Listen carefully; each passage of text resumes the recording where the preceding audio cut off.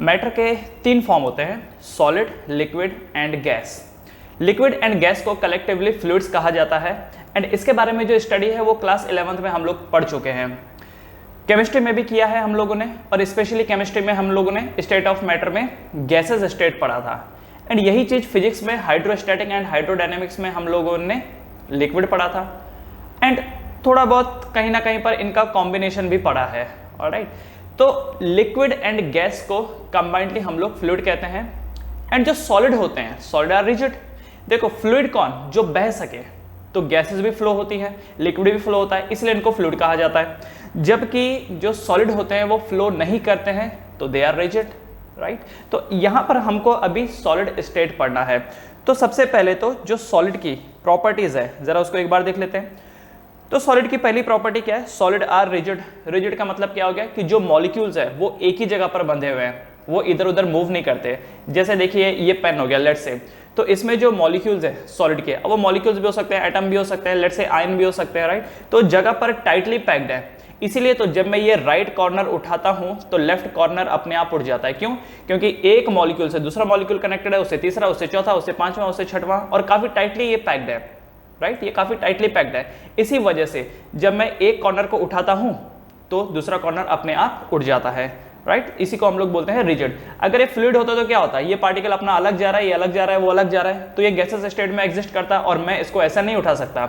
जैसे पानी को आप ऐसा नहीं उठा सकते, राइट, क्योंकि पानी के मॉलिक्यूल आपस में एक दूसरे से बंधे हुए नहीं है ना। अच्छा, ज्यादा से ज्यादा ये होता है कि इसके जो पार्टिकल होते हैं ना वो वाइब्रेशन शो कर सकते हैं। जैसे ये पेन है, अगर मैं इसको गर्म करूंगा तो क्या होगा, इसके जो पार्टिकल होंगे वो वाइब्रेट करेंगे, और जितना टेम्परेचर बढ़ाऊंगा उतना ज्यादा वाइब्रेट करेंगे। ओके, अगर मैंने टेम्परेचर बहुत ही ज्यादा बढ़ा दिया तो क्या हो गया, वाइब्रेशन इस लेवल का हो जाएगा कि लास्ट में ये जो पार्टिकल्स हैं वो अलग हो जाएंगे, और जब वो पार्टिकल एक दूसरे से अलग हो जाते हैं तो हम क्या बोलते हैं कि भाई देखो मेल्ट हो गया।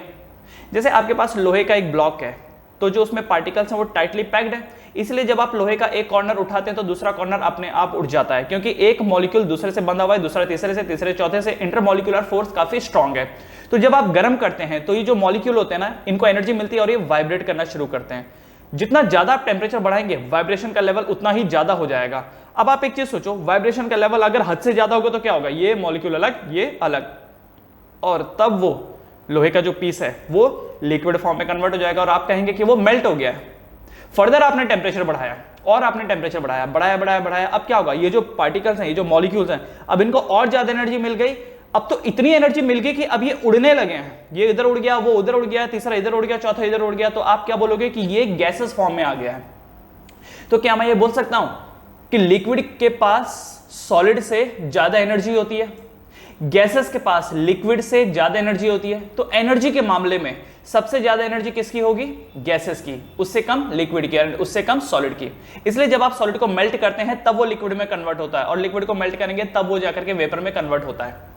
जैसे एक सवाल आपको क्लास 9th में भी मिला होगा कि लिक्विड एंड गैसेस, इन दोनों में सबसे ज्यादा एनर्जी किसके पास होती है? लिक्विड के पास ज्यादा एनर्जी होती है गैस के पास? गैस आई मीन टू से इज, सपोज पानी की अगर मैं बात कर रहा हूं, पानी के पास ज्यादा एनर्जी होती है या भाप के पास? भाप क्या है उसका, वेपर फॉर्म है, गैसेस फॉर्म है, किसके पास ज्यादा एनर्जी होती है? तो आंसर इज भाप के पास ज्यादा एनर्जी होती है, राइट। तभी तो स्टीम इंजन होते थे, स्टीम इंजन, क्योंकि स्टीम के पास ज्यादा एनर्जी होती है तो वो वर्क कर सकता है। तो भाप से चढ़ने वाले इंजन होते हैं, पानी से चढ़ने वाले इंजन थोड़ी होते हैं। तो उस पानी को भाप में कन्वर्ट किया जाता है जिससे कि वो इंजन चलता रह सके।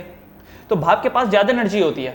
आपने कभी देखा होगा कि कहीं पर कुछ खाना पक रहा हो तो गरम गरम खाना है, उसकी स्मेल दूर से आ जाती है, उसकी स्मेल दूर से आ जाती है। क्यों? क्योंकि भाप के पास एनर्जी होती है, they can travel to a long distance, तो दूर से ही हमको पता चल जाता है कि वहां पर कोई चीज पक रही है। दूसरी चीज, आप एक चीज समझो, सपोज आइसक्रीम है, आइसक्रीम की स्मेल दूर से नहीं आती है, मतलब उतनी आसानी से नहीं आती। सपोज पिज्जा बन रहा है, एक जगह पर पिज्जा बन रहा है, ठीक है, एक सर्टेन डिस्टेंस पे पिज्जा बन रहा है, तो पिज्जा का स्मेल आपको जल्दी आ जाएगा। लेकिन उतनी ही दूरी पे अगर आइसक्रीम रखा होगा तो उसकी स्मेल आपको जल्दी आएगी नहीं, क्योंकि आइसक्रीम एक ठंडा ऑब्जेक्ट है। ठंडा ऑब्जेक्ट मतलब उसके पास एनर्जी कम है, और इस वजह से उसके मॉलिक्यूल्स ट्रेवल करके यहां पर उतना आसानी से आ नहीं पाएंगे। जबकि वही अगर कोई गर्म चीज होगी तो उसके पास एनर्जी ज्यादा होगी तो हमारे पास आ सकती है। ओके, तो वेपर के पास या गैसेस फेस के पास, या अगर वाटर है तो उसमें हम लोग उसको स्टीम कहते हैं, तो उनके पास बहुत एनर्जी होती है। लिक्विड के पास थोड़ी कम एनर्जी होती है एंड सॉलिड के पास और भी कम एनर्जी होती है। सॉलिड में जो पार्टिकल्स होते हैं वो जस्ट वाइब्रेट कर रहे होते हैं, लिक्विड में जो पार्टिकल होते हैं वो वाइब्रेट भी कर रहे होते हैं एंड साथ साथ में वो अपना मोशन भी दिखा रहे होते हैं, ट्रांसलेटरी मोशन, इधर उधर मूव कर रहे होते हैं। इसीलिए तो जब आप पानी में एक इंक का ड्रॉप डालेंगे, उसको छोड़ दीजिए, कुछ मत करिए, उसको स्टिर मत करिए, पानी में एक इंक का ड्रॉप डाल दो, तो आप देखोगे कि 1-1.5 घंटे बाद वो जो इंक है वो पूरी फैल गई है। क्यों फैल गई? क्योंकि लिक्विड के पार्टिकल मूव करते हैं, ट्रांसलेटरी मोशन दिखाते हैं, वो इधर उधर वो लोग मूव करते हैं। और गैसेस में तो क्या बताएं, ये तो इंस्टेंटली होता है। परफ्यूम का आपने एक ही बार दबाया ऐसे और देखोगे कि चारों तरफ उसकी खुशबू आने लगी है। तो गैसेस के पार्टिकल तो और तेज रफ्तार से भाग रहे होते हैं। तो सॉलिड्स शो वाइब्रेटरी मोशन, जबकि लिक्विड एंड गैसेस वाइब्रेटरी हैं, साथ साथ में वो ट्रांसलेटरी मोशन भी शो करते हैं। ऑलराइट, अच्छा, उसके बाद ये जो सॉलिड है, अगर मैं इंटरमॉलिक्यूलर फोर्स के बारे में बोलूं, मतलब दो मॉलिक्यूल के बीच में जो फोर्स ऑफ अट्रैक्शन है वो सबसे ज्यादा किस में होता है? सॉलिड में, लिक्विड में, गैसेस में? किसके में सबसे ज्यादा होता है? सॉलिड में सबसे ज्यादा होता है, राइट। सॉलिड में पार्टिकल काफी टाइटली चिपके होते हैं, लिक्विड में उतने नहीं और गैसेस में तो बिल्कुल भी नहीं। इसीलिए तो एक पार्टिकल इधर, दूसरा पार्टिकल इधर, राइट। अब क्योंकि सॉलिड में पार्टिकल एक दूसरे से अच्छे खासे चिपके हुए हैं, तो वो एक प्रॉपर ज्योमेट्री बनाते हैं, वो एक प्रॉपर ज्योमेट्री बनाते हैं। जैसे ये देखिए, ये पेन एक प्रॉपर ज्योमेट्री है। पानी क्या प्रॉपर ज्योमेट्री बनाता है? आप जिस बर्तन में डालेंगे वो उसी का फॉर्म ले लेता है। गैसेस तो आप बर्तन में डाल ही नहीं सकते, वो तो वैसे भी उड़ जाएगा, राइट। क्योंकि सॉलिड के पार्टिकल के बीच में इंटरमॉलिक्यूलर फोर्स स्ट्रांग होता है, तो जो ज्योमेट्री आपने उसको दे दी वो ज्योमेट्री वो मेंटेन रखता है। इसी वजह से they have definite shape, solid का डेफिनेट शेप होता है, इसी वजह से उनका डेफिनेट शेप होता है। एंड वॉल्यूम, ऑब्वियसली वॉल्यूम भी जो होता है इसका डेफिनेट होता है। कैसे?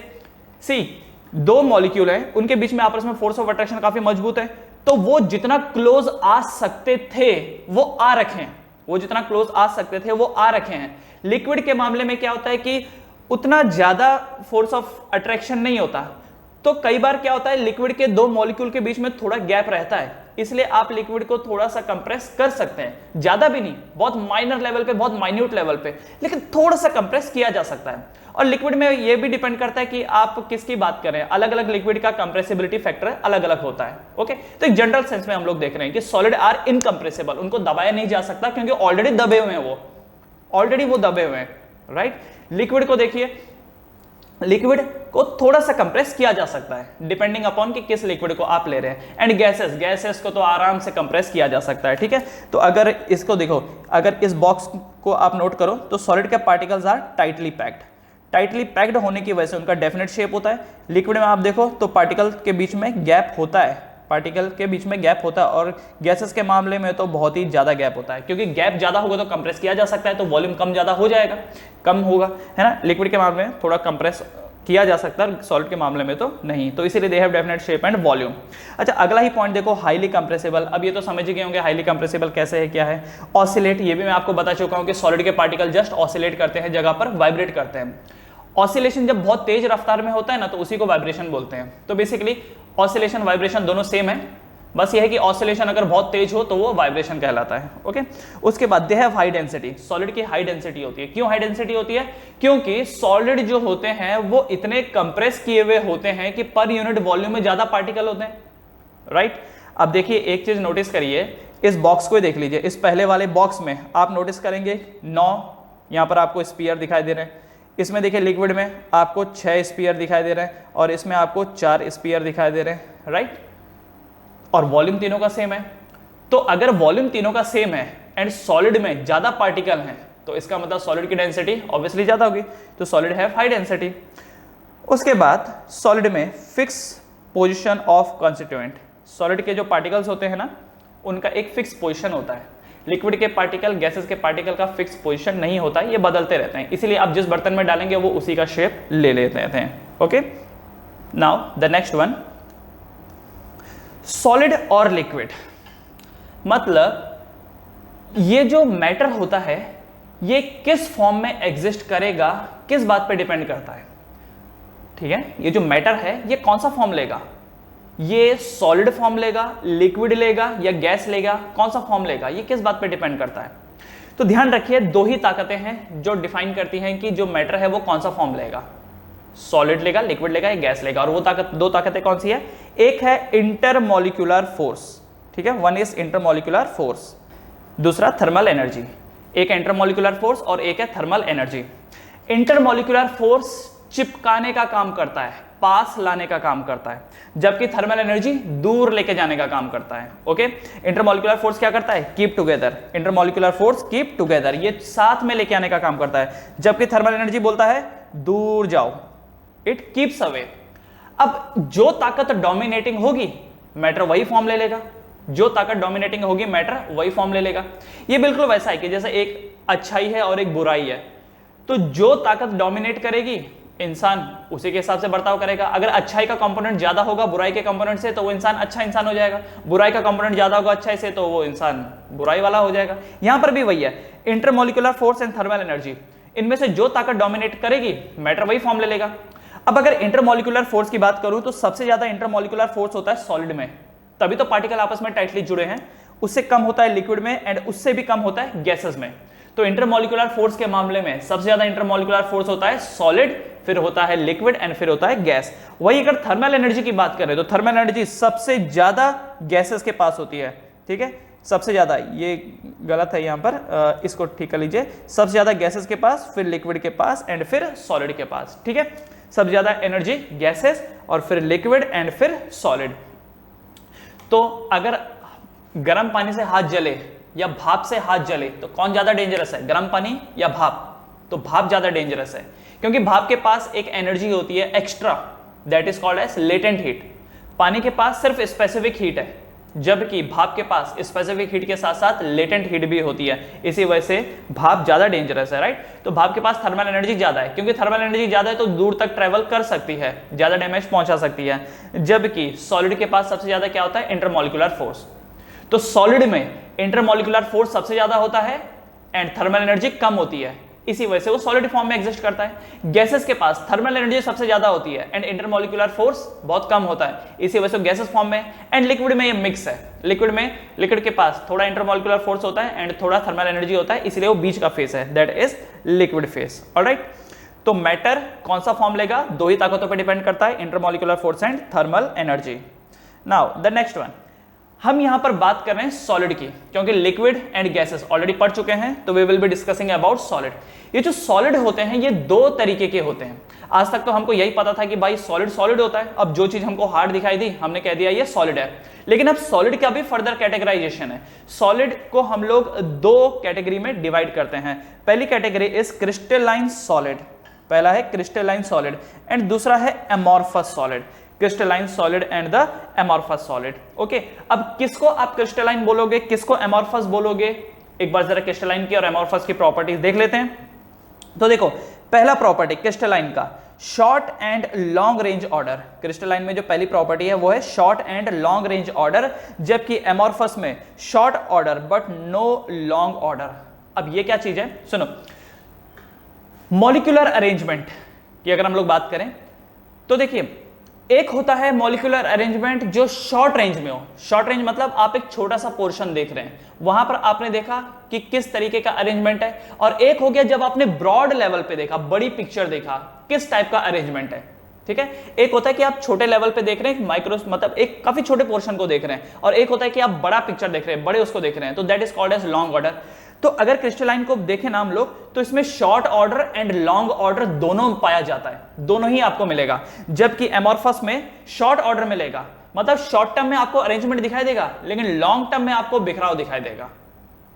देखो, इसको डायग्राम से समझते हैं। सी, ये देखिए, ये है यहां पर डायग्राम में देखिए, ये है क्रिस्टलाइन SiO2 जिसको क्वार्ट्ज बोलते हैं, crystalline SiO2 that is called as quartz, and दूसरा है एमॉर्फस SiO2। देखो, दोनों ही सिलिकॉन डाइऑक्साइड है, बट एक क्वार्ट्ज है और एक ग्लास है। तो ये जो क्वार्ट्ज है ये क्रिस्टलाइन SiO2 है, जबकि ये जो ग्लास है ये एमॉर्फस SiO2 है। अब दोनों का अरेंजमेंट देखिए, पहले क्रिस्टलाइन SiO2 का देखिए, नोट करो यहां पर आपको दो तरीके के एटम्स दिखाई दे रहे होंगे, एक रेड कलर में है एंड एक ग्रीन कलर में, दिख रहा है, एक रेड कलर और एक ग्रीन कलर। नोट करो जरा, हर ग्रीन के अराउंड 3 रेड है, जरा नोटिस करो, किसी को भी देख लो, बस ये कॉर्नर वालों को मत देखना। पता चला आप बोलो कि सर जी देखो ये देखो कॉर्नर वाला, मैं कॉर्नर की बात नहीं कर रहा हूं, वरना तो ये है कि यार डायग्राम को तो कहीं ना कहीं एंड करना पड़ेगा ना। अगर आप हर कॉर्नर वाले पे भी प्रोड्यूस करते रहोगे तो जो डायग्राम तो इन्फिनाइट हो जाएगा। ठीक है, इन कॉर्नर वालों को छोड़ दीजिए, इनकी बात हम लोग नहीं कर रहे हैं। बाकियों को देखिए, क्या हर ग्रीन के अराउंड 3 रेड है? देखो जरा क्रिस्टलाइन में देखो, क्या हर ग्रीन के अराउंड 3 रेड है? दिख रहा है? दिख रहा है? अच्छा, क्या रेड के अराउंड 2 ग्रीन है? हर एक ग्रीन को 3 रेड ने घेरा है और हर एक रेड को 2 ग्रीन ने घेरा है। दिख रहा है ना? दिख रहा है? क्रिस्टलाइन में दिख रहा है? ओके, तो ये जो मैंने अभी आपको बताया ये क्या है? ये शॉर्ट रेंज है। शॉर्ट रेंज है। हर एक ग्रीन को 3 रेड ने घेरा है और हर रेड को 2 ग्रीन ने घेरा है। That is called as short order. तो क्रिस्टलाइन में आपको शॉर्ट ऑर्डर दिख रहा होगा और हर जगह पर दिख रहा होगा। एमॉर्फस में देखिए, एमॉर्फस, क्या एमॉर्फस में भी यही किस्सा है? क्या एमॉर्फस में भी यही किस्सा है? क्या हर एक ग्रीन को 3 रेड ने घेरा है? क्या हर एक ग्रीन को 3 रेड ने घेरा है और हर एक रेड को 2 ग्रीन ने घेरा है? तो नोट कर रहे हो ना, क्रिस्टलाइन एंड एमॉर्फस में शॉर्ट रेंज ऑर्डर दोनों में दिख रही होगी आपको, दोनों में दिख रही है। करेक्ट। अब लॉन्ग रेंज ऑर्डर का मतलब, अब इस पूरे डायग्राम को दूर से देखो, क्रिस्टलाइन में अरेंजमेंट आपको काफी वेल अरेंज दिख रहा होगा लॉन्ग टर्म में। जब हम दूर से इसको देख रहे हैं, पूरी पिक्चर को दूर से दिख रहे हैं, तो क्रिस्टलाइन में हमको प्रॉपर ऑर्डर दिख रहा है, जबकि एमॉर्फस में दिख रहा है अपने को बिखराव। तो लॉन्ग रेंज ऑर्डर का मतलब क्या हो गया? जब हम ओवरऑल पिक्चर देख रहे हैं तो ओवरऑल पिक्चर में हमको पता चल रहा है कि एमॉर्फस में इररेगुलर अरेंजमेंट है।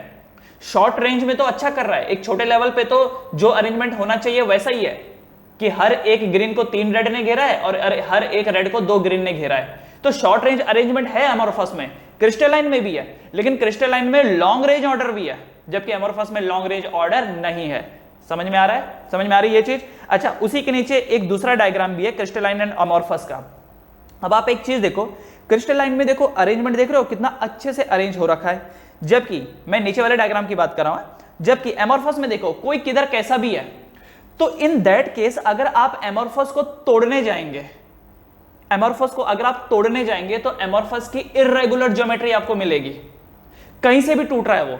एमॉर्फस को अगर तोड़ने जाएंगे तो कहीं से भी टूट रहा है, लेकिन अगर आप क्रिस्टलाइन को तोड़ने जाएंगे, क्रिस्टलाइन को तोड़ने जाएंगे तो क्योंकि क्रिस्टलाइन का ज्योमेट्री बहुत अच्छे से अरेंज है, तो ये एक आपको प्रॉपर कट देगा, ये आपको प्रॉपर कट देगा। बात समझ में आ रही है? एमॉर्फस क्योंकि इरेगुलर अरेंजमेंट है, जब आप इसको तोड़ने जाएंगे तो कैसा भी टूटेगा, ये आपको पता ही नहीं चलेगा कहां से किधर से कैसे टूटेगा, यू विल नेवर नो। लेकिन क्रिस्टलाइन को जब आप तोड़ोगे तो वो एक प्रॉपर कट देगा, एक क्लियर कट देगा। देखो इसको इस डायग्राम से समझो, ये देखो ये डायग्राम दिख रहा है, लेफ्ट साइड में क्रिस्टलाइन सॉलिड है एंड राइट साइड में एमॉर्फस है। लेफ्ट साइड वाले को देखो कितना वेल तरीके से कटा हुआ है, इसका क्लीवेज देखो कितना अच्छे से, क्लीवेज का मतलब कट करना, कितना अच्छे से कट हो रखा है वो। जबकि राइट साइड जो है वो कैसा है, एकदम एमॉर्फस वाला है, टूट रखा है। ओके, एमॉर्फस है, टूट रखा है, राइट। तो दोनों के बीच में डिफरेंस देख रखा है, दोनों के बीच में डिफरेंस देखा आपने, है ना? ओके, ये जो फोटो है ये डाउटनेट वालों ने अपलोड की है। डाउटनेट एक वेबसाइट है, एजुकेशन वेबसाइट है, तो वहां से मैंने ये फोटो निकाल रखा है। ओके, तो उसके बाद आगे आगे देखिए। जो हम लोग बात कर रहे थे डिफरेंस की, तो short range long range order मिला आपको, amorphous short range but no long range, ये तो समझ में आया। दूसरा देखिए, क्रिस्टलाइन का मेल्टिंग पॉइंट होता है शार्प, जबकि एमॉर्फस का होता है रेंज ऑफ मेल्टिंग पॉइंट। अब इसका क्या मतलब हुआ? सी, शार्प मेल्टिंग पॉइंट का मतलब अगर कोई क्रिस्टल बोला है कि ये 250 केल्विन पे मेल्ट होगा तो होगा, ये जस्ट एक एग्जांपल दे रहा हूं मैं, 250 केल्विन पे मेल्ट होगा तो कंफर्म उतने पे मेल्ट होगा। लेकिन अगर वही एमॉर्फस रहा तो आप नोट करेंगे कि लिखा हुआ था उसके ऊपर कि 250 में मेल्ट होगा, कभी वो 251 पे मेल्ट हो रहा है, कभी 252 पे मेल्ट हो रहा है, कभी 248 पे मेल्ट हो रहा है, तो कभी 249 पे मेल्ट हो रहा है, कभी 250 पे मेल्ट हो रहा है, राइट। तो क्या है ये एक्चुअली, ये एक प्रॉपर आपको मेल्टिंग पॉइंट नहीं दे रहा है, ये इरेगुलर मेल्टिंग पॉइंट आपको दे रहा है। This is giving you irregular melting point, ये आपको इरेगुलर मेल्टिंग पॉइंट दे रहा है, मतलब ये एक रेंज दे रहा है। तो अगर यहां से आप रेंज निकालने को जाएं तो रेंज क्या बन रहा है, फ्रॉम 248 टू 252, मतलब 248 से लेकर 252 के बीच में वो कहीं पर भी मेल्ट हो सकता है। ठीक है, तो क्रिस्टलाइन का मेल्टिंग पॉइंट एक ही होता है और वो फिक्स होता है कि उसी पे ही मेल्ट होगा। लेकिन एमोर्फस का क्या है, कभी थोड़े जल्दी मेल्ट हो गए, कभी थोड़ा लेट में मेल्ट हो रहे हैं, तो उनका एक रेंज होता है। आप एक्जैक्टली नहीं बोल सकते कि बराबर इसी में ही मेल्ट होगा, इसलिए बोला है range of melting point. Crystalline की ज्योमेट्री डेफिनेट होती है, crystalline has a definite geometry, crystalline has definite geometry, जबकि एमोर्फस का इरेगुलर ज्योमेट्री है। और ये तो इस डायग्राम से आपको दिख ही रहा होगा, ये देखो क्रिस्टलाइन की ज्योमेट्री एंड एमोर्फस की ज्योमेट्री, क्रिस्टलाइन की रेगुलर, एमोर्फस की इरेगुलर। उसके बाद crystalline gives you clean cut, जबकि amorphous give you irregular cut. ये देख लो, ये इस डायग्राम में आपने देखा ही है कि क्रिस्टलाइन क्लियर कट दे रहा है, एमोर्फस इरेगुलर कट दे रहा है। जो क्रिस्टलाइन होता है they are called as true solid, यही सच्चे सॉलिड है, जबकि एमोर्फस को सूडो सॉलिड कहा जाता है। क्या पता सॉलिड तो हैं पर उतने अच्छे वाले नहीं है वो, इसीलिए सूडो सॉलिड। सूडो का मतलब थोड़ा थोड़ा, जो हम बोलते हैं ना थोड़ा थोड़ा। Okay, crystalline solid are anisotropic, जबकि एमोर्फस आर आइसोट्रोपिक। अब ये क्या चीज है एनिसोट्रोपिक एंड आइसोट्रोपिक? देखो एनिसोट्रोपिक वो होते हैं जो अलग अलग एंगल से अलग अलग प्रॉपर्टीज आपको शो करके दें, जबकि एमोर्फस वो होते हैं जो हर एंगल से एक ही प्रॉपर्टी आपको शो करके दें। ठीक है, चाहिए तो मैं लिख देता हूं। एनिसोट्रोपिक का मतलब होता है, एनिसोट्रोपिक का मतलब ये वो सब्सटेंसेस होते हैं जो डिफरेंट एंगल से आपको डिफरेंट वैल्यूज देते हैं, डिफरेंट एंगल से डिफरेंट वैल्यू आपको देते हैं। जबकि आइसोट्रोपिक वो होते हैं जो कोई सा भी एंगल हो, जो डिफरेंट एंगल से आपको वैल्यू सेम ही देते हैं, सेम वैल्यू देते हैं। अब देखिए जरा इस डायग्राम को देखिए, ये आपको एनिसोट्रोपिक एंड आइसोट्रोपिक का डिफरेंस दिखा रहा है। तो जो पहला वाला है वो है एनिसोट्रोपी इन क्रिस्टल, जबकि दूसरा है आइसोट्रोपी। आप एक चीज देखो, पहले वाले डायग्राम को देखो, जब आपने यहां से देखना शुरू किया, सी दिस इज योर आई, ये आपकी आंख है और आप यहां से देख रहे हैं, तो क्या आपके रास्ते में सारे red red red red dot ही दिख रहे हैं? क्या आपकी आंखों के सामने सारे रेड कलर के ही डॉट दिखाई दे रहे हैं? तो जब आपने यहां से नोटिस किया, नीचे से देखा, तो आपने देखा कि अरे रास्ते में तो सारी रेड है। ओके, फिर आपने दूसरा यहां से नोटिस करना शुरू किया, ये आपकी दूसरी पोजीशन है, यहां से आप नोटिस कर रहे हैं। अब यहां से देखो, एक बार आपके रास्ते में आपको रेड दिखाई देगा, फिर ग्रीन, फिर रेड, फिर ग्रीन, फिर रेड, फिर ग्रीन, फिर रेड, दिख रहा है?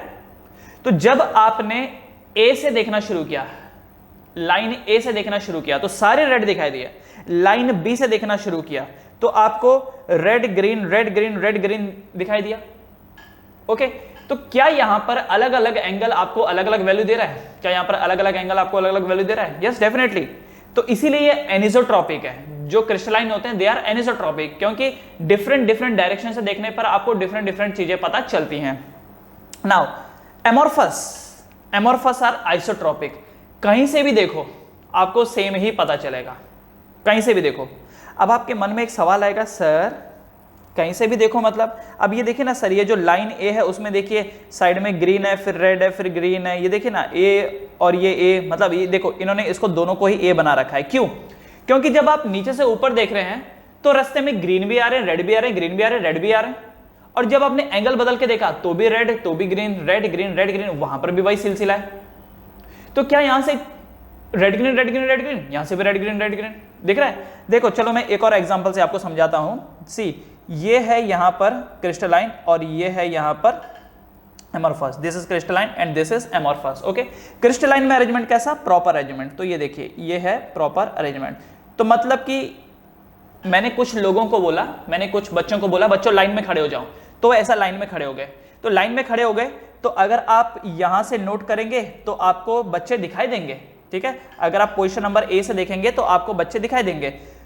पोजीशन जस्ट इसके बाजू वाला, जस्ट इसके बाजू, ये यहां पर ये वाली पोजीशन पे बी पे आपको एक भी बच्चा नहीं दिखाई देगा। फिर आप वापस यहां से देखें पोजीशन नंबर सी पे तो आपको फिर बच्चे दिखाई दे। बात समझ में आ रही है? ओके, तो ए से देख रहे हैं तो बच्चे दिख रहे हैं, बी वाले पोजीशन पे देख रहे हैं तो बच्चे नहीं दिखाई दे रहे, फिर सी वाले पे बच्चे दिखाई दे रहे हैं। तो इस वे में ये चल रहा है। सेकंड सिचुएशन एमोर्फस में मैं उन बच्चों को ये बोल रहा हूं कि बच्चों रैंडमली फैल जाओ, बस कोई अरेंजमेंट नहीं किया मैंने। तो कोई इधर कोई इधर कोई इधर कोई इधर, रैंडमली सब एक दूसरे के साथ फैले हुए हैं, सब भीड़ भड़ाका कर रखा है यहाँ पर, ठीक है। क्या है यहाँ पर, सब इधर उधर इधर उधर, कोई अरेंजमेंट नहीं है, सब भीड़ भड़ाका कर रखा है। अब आप मुझे बताइए, अगर आप इस भीड़ को अलग अलग एंगल से देखें, यहां से देखें तभी भी क्या आपको इर्रेगुलर भीड़ ही दिखाई देगी। जब आप यहां से देखें तो क्या आपको इर्रेगुलर दिखाई देगा, यहां से भी देखें इर्रेगुलर, यहां से भी देखें इर्रेगुलर। बात समझ में आ रही है आपको। तो जो क्रिस्टलाइन होता है, क्योंकि उसमें अरेंजमेंट रेगुलर होता है, तो अलग अलग एंगल से देखने पर आपको अलग अलग चीजें दिखाई देती हैं, क्योंकि वो वेल अरेंज्ड हैं। जबकि एनिसोट्रॉपिक जो है, सॉरी आई मीन एमोर्फस में क्या है, चीजें वैसे ही इरेगुलर अरेंज्ड है। इरेगुलर अरेंज होने से क्या होगा कि हर एंगल से आप देखोगे तो यहां पर आपको भीड़ तो नजर आ रही है, हर एंगल से कोई अरेंजमेंट नहीं है। यहां से देखा तो भी कोई अरेंजमेंट नहीं है, यहां से देखा तो भी कोई अरेंजमेंट नहीं है, हर जगह से कोई अरेंजमेंट नहीं है। इसीलिए हम इसको क्या बोलते हैं, आइसोट्रॉपिक। तो क्रिस्टलाइन आर एन आइसोट्रॉपिक, क्योंकि यहां पर अरेंजमेंट होता है पार्टिकल्स का, वेल अरेंजमेंट होता है, इसलिए दे आर एन आइसोट्रॉपिक। जबकि एमोर्फस आर आइसोट्रॉपिक। कहीं से भी देखोगे इरेगुलरिटी ही दिखाई देगी, ठीक है, इरेगुलरिटी ही दिखाई देगी। लेकिन एन आइसोट्रॉपिक में क्या है, इस एंगल से देखा ओके आपको एक पर्टिकुलर टाइप के मॉलिक्यूल्स मिले या एटम्स मिले या आयन मिले, फिर दूसरे एंगल से देखा तो दूसरे टाइप के मिले, फिर तीसरे से देखा पहले टाइप के मिले, तो एक यहां पर अरेंजमेंट दिखेगा आपको। इसी वजह से जब आपने ए से देखा तो अलग कुछ दिख रहा है, बी से देखा अलग कुछ दिख रहा है, जबकि यहां पर क्या है, ओवरऑल सब भीड़ भड़ाका है, कहीं से भी देखो एक ही बात है। आई होप सो ये बात आपको समझ में आ गई होगी। उसके बाद अगला एग्जाम्पल, क्रिस्टलाइन का एग्जाम्पल है quartz, calcite, sugar, mica, diamond etcetera. जबकि एमोर्फस का एग्जांपल है plastic, glass, rubber, polymer etcetera. Okay, तो अब इस चैप्टर में हमको जो है वो वर्क करना है टू ओनली क्रिस्टलाइन सॉलिड। हम यहां पर बात करेंगे क्रिस्टलाइन सॉलिड की, एमोर्फस की बात नहीं करेंगे, क्योंकि एमोर्फस का तो वैसे ही इरेगुलर अरेंजमेंट है, और जिन चीजों का इरेगुलर अरेंजमेंट होगा वो हम लोग स्टडी ही क्यों करें। जिसका रेगुलर होगा उसका तो चलो कुछ सेंस भी बनता है पढ़ने में, इरेगुलर वाले का क्या सेंस बनता है। ओके, इसलिए we will deal with the crystalline solids, right. तो चलिए अगला, टाइप ऑफ क्रिस्टलाइन सॉलिड या फिर type of crystal structure. Okay, type of crystal structure या फिर type of crystalline solid, type of crystalline solid. तो चार टाइप के क्रिस्टलाइन सॉलिड आपको मिलते हैं, या फिर बोल सकता हूं कि चार टाइप के आपको क्रिस्टल मिल सकते हैं। पहला क्रिस्टल है यहां पर आयनिक क्रिस्टल, फिर है कोवलेंट, फिर है मॉलिक्यूलर एंड फिर है मेटेलिक। अब इनके नाम में ही आपको समझ में आ रहा होगा, आयनिक क्रिस्टल मतलब पक्का उसमें आयनिक बॉन्ड होगा, कोवलेंट क्रिस्टल मतलब उनके बीच में कोवलेंट बॉन्ड होगा, मॉलिक्यूलर क्रिस्टल मतलब कि वहां पर मॉलिक्यूल्स इन्वॉल्व होंगे, मॉलिक्यूल के बीच में आपस में कुछ ना कुछ फोर्स ऑफ अट्रैक्शन रहेगा, हो सकता है डाइपोल डाइपोल हो सकता है डाइपोल इंड्यूस्ड डाइपोल हो सकता है हाइड्रोजन बॉन्डिंग हो एक्सेट्रा, राइट। मेटेलिक, मेटेलिक में क्या होता है कि जैसे मेटल के पार्टिकल, जैसे मान लीजिए कि मेरे पास है ये कॉपर का बना हुआ है, सपोज ये जो पेन है कॉपर का बना हुआ है, तो इसमें सारे ही तो कॉपर है, और ऊपर से कॉपर क्योंकि मेटल है तो मेटल हमेशा एक इलेक्ट्रॉन जो है वो डोनेट तो क्या करता है कि बाहर रिलीज कर देता है, और वो जो आखिरी वाला इलेक्ट्रॉन वो घूमता रहता है, तो बाकी बचे हुए जो हैं वो क्या है, कॉपर के आयन। तो कॉपर का आयन और कॉपर का आयन दोनों ही मेटल है, तो मेटल और मेटल के बीच में बॉन्डिंग कैसा होता है, ये comes under metallic bonding, right, that is metallic crystal. तो एक एक करके इन सबको हम लोग पढ़ेंगे। तो पहला वाला है आयनिक क्रिस्टल। आयनिक क्रिस्टल कब तैयार होगा, आयनिक क्रिस्टल कब तैयार होगा, जब दो ऐसे डिफरेंट टाइप ऑफ एटम्स आपस में जुड़ेंगे, जिसमें से एक हो highly positive, highly electropositive, and दूसरा हो हाईली इलेक्ट्रोनेगेटिव। तो याद रखिएगा आयन कब बनता है, जब एक हाईली इलेक्ट्रोपॉजिटिव हो और एक हाईली इलेक्ट्रोनेगेटिव। जैसे NaCl हाईली इलेक्ट्रोपॉजिटिव है एंड क्लोरीन हाईली इलेक्ट्रोनेगेटिव है, तो क्लोरीन सोडियम के इलेक्ट्रॉन ले लेता है, तो सोडियम पॉजिटिव आयन बनता है और क्लोरीन नेगेटिव आयन बनता है, करेक्ट। ओके, तो आयनिक क्रिस्टल की क्या क्या प्रॉपर्टीज हैं, made of positive and negative ion. Okay, first one, positive और नेगेटिव आयन के बीच में फोर्स ऑफ अट्रैक्शन जो होगा वो कैसा होगा, इलेक्ट्रोस्टैटिक फोर्स। उनके बीच में जो फोर्स ऑफ अट्रैक्शन होता है दैट इज इलेक्ट्रोस्टैटिक फोर्स। अब क्योंकि इलेक्ट्रोस्टैटिक फोर्स ऑफ अट्रैक्शन होता है जो कि बहुत स्ट्रांग होती है, तो ध्यान दीजिए, ये देखिए ये एक Na का पार्टिकल है, this is Na particle, this is Cl, फिर यहां पर Na, फिर यहां पर Cl, फिर यहां पर Na, फिर यहां पर Cl, एंड इस वे में ये जो स्ट्रक्चर है वो चलता रहता है। अच्छा, नीचे देखोगे तो नीचे भी वही है, ये यहां पर Na तो ये Cl, फिर ये Na, फिर यहां पर Cl, और इस वे में ये जो स्ट्रक्चर है ये अपना बनाते रहते हैं, ठीक है ना। तो अब ये देखिए, इसके नीचे ये, फिर इसके नीचे ये, एंड फिर ये, है ना। तो आई होप सो आपको ये बात समझ में आ ही रही होगी। नाउ ये देखिए, इस क्रिस्टल को देखिए, इस क्रिस्टल को देखिए, क्योंकि एक पार्टिकल दूसरे से जुड़ा हुआ है, दूसरा तीसरे से जुड़ा है, तीसरा चौथे से जुड़ा है, चौथा पांचवें से जुड़ा है, तो सब आपस में एक दूसरे से जुड़े हैं with electrostatic force of attraction. And electrostatic force of attraction काफी मजबूत होती है, तो पार्टिकल्स को एक दूसरे से अलग कर पाना बड़ा मुश्किल होता है। पार्टिकल को एक दूसरे से अलग कर पाना बड़ा ही मुश्किल होता है ना। तो इसीलिए इनका जो मेल्टिंग पॉइंट होता है, बॉइलिंग पॉइंट होता है, वो बहुत ज्यादा हाई होता है। एक्चुअली मेल्टिंग पॉइंट आने के बाद क्या होता है, पार्टिकल एक दूसरे से दूर जाते हैं ना। अब एक सॉलिड है, सॉलिड के पार्टिकल काफी टाइटली जुड़े हैं, जब मेल्टिंग पॉइंट आएगा तो क्या होगा, तो जो पार्टिकल आपस में टाइटली जुड़े हुए थे अब वो लूज पड़ने शुरू हो जाएंगे। यही तो मेल्टिंग पॉइंट होता है कि लूज हो गए। अब वो बॉइलिंग पॉइंट क्या होता है कि पार्टिकल पहले लिक्विड फॉर्म में थे, दूर थे, अब पार्टिकल एस्केप कर रहे हैं, उड़ना शुरू कर दिया। That is the boiling point, right. तो क्योंकि इनके बीच में फोर्स ऑफ अट्रैक्शन काफी स्ट्रांग है, तो इनका जो मेल्टिंग पॉइंट है, बॉइलिंग पॉइंट है, ये काफी ज्यादा स्ट्रांग है, काफी ज्यादा हाई है। उसके बाद they are hard and brittle. क्या है ये, hard and brittle. Hard and brittle मतलब हार्ड है, और ब्रिटल का मतलब जो तोड़े जा सकते हैं। तोड़े जा सकते हैं का मतलब जो टूटते हैं। अब जनरली आप लोगों ने ये चीज सुनी होगी कि जो हार्ड होते हैं वही ब्रिटल होते हैं। जैसे एक जनरल एग्जांपल के लिए कांच हो गया, कांच बहुत हार्ड होता है, लेकिन आप मारोगे तो टूट जाएगा। एंड जो चीज हार्ड नहीं होती है वो ब्रिटल भी नहीं होती है। जैसे मेरे पास मान लीजिए ये एक, ये देखो, ये वायर है। ये वायर क्योंकि हार्ड नहीं है तो ये ब्रिटल भी नहीं है। ये देखो मुड़ रही है, अगर मैं इसको ऐसा करूं तो मुड़ जाएगी। लेकिन अगर वही चीज इस पेन है, ये पेन हार्ड है, इसको ऐसा करो तो ठक से टूट जाएगा। तो क्योंकि ये हार्ड होते हैं इसी वजह से ये ब्रिटल भी है। They are hard and brittle. उसके बाद they are good conductor of electricity. Good conductor of electricity in the molten and aqueous form. Molten and aqueous, molten मतलब पिघला हुआ और एक्वस मतलब पानी में डूबा हुआ है। जैसे मान लो मेरे पास नमक है NaCl, उसको मैंने गर्म किया, गर्म करने के बाद वो लिक्विड में कन्वर्ट हो गया, तो ये है उसका मोल्टन फॉर्म। और अगर मैं उसी नमक को पानी में डाल दूं, उसी नमक को अगर मैं पानी में डाल दूं तो पानी में जाते ही नमक क्या हो जाएगा, Na+ अलग हो जाएगा, Cl- अलग हो जाएगा, आयनिक फॉर्म में आ जाएगा, तो वो है एक्वस फॉर्म। ओके, पानी का इस्तेमाल करके अगर मैं Na+ और Cl- को अलग करूं तो वो बनता है उसका एक्वस फॉर्म। और अगर डायरेक्टली गर्म करके मैं Na+ और Cl- को अलग कर दूं, क्योंकि गर्म करने से क्या होता है, पार्टिकल्स को एनर्जी मिलती है ना, एनर्जी मिलती है तो एक दूसरे से दूर जाते हैं। तो गर्म करके अगर दूर करूं तो उसे हम लोग बोलते हैं मोल्टन स्टेट। और अगर पानी में डाल करके Na+ और Cl- अलग हुआ है तो वो हो गया एक्वस फॉर्म। तो एक्वस फॉर्म में ये इलेक्ट्रिसिटी के अच्छे कंडक्टर हैं, सॉलिड फॉर्म में नहीं है। सी, अगर कोई चीज इलेक्ट्रिसिटी की अच्छी कंडक्टर है तो इसकी वजह होती है number 1 free electron, number 1 free electron. दूसरी वजह इसकी होती है फ्री आयन, दूसरी वजह है इसकी फ्री आयन। ओके, अगर कोई चीज अच्छा कंडक्टर है इलेक्ट्रिसिटी का तो इसका मतलब उसके पास दो चीजें रही होंगी, या तो फ्री इलेक्ट्रॉन रहे होंगे या फिर फ्री आयन रहे होंगे।